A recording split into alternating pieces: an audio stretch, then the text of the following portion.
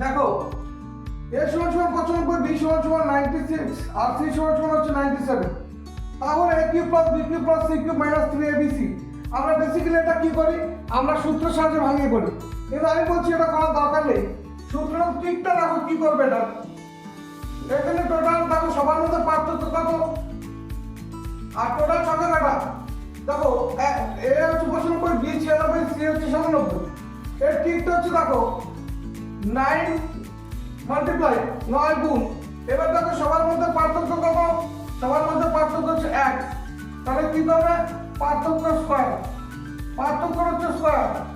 তো সবার মধ্যে পার্থক্য কত 1, তাহলে পার্থক্যের স্কয়ার গুণ হচ্ছে মধ্যপদ, মধ্যপদ কত আছে, মধ্যপদ হচ্ছে 96, এটাকে গুণ করতে হবে। তাহলে দেখো 9 গুণ পার্থক্য সবার মধ্যে কত, দেখো এর মধ্যে এক পার্থক্য, এর মধ্যে এক পার্থক্য, অর্থাৎ 1 স্কয়ার হচ্ছে 96। তাহলে 9 ইন্টু 1 ইন্টু 96, তাহলে 4 5 9 9 86। তাহলে তোমাদের আনসার হবে 864। পরের অঙ্কটা দেখো, a সমান সমান 95, b সমান সমান 96, c সমান সমান 97।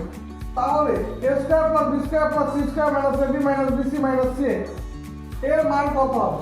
দেখো এই অঙ্কটা যদি বড় করে করি তাহলে এর উত্তর হবে 3।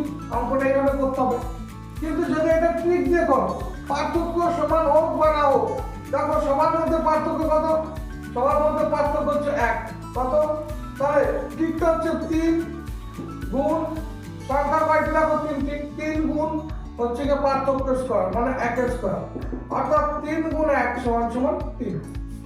প্রমাণটা দেখো a সমান সমান b সমান সমান 96 আর c সমান সমান 97। তাহলে a square plus b square plus c square minus ab minus bc minus ca, তাহলে এর মান কত হবে।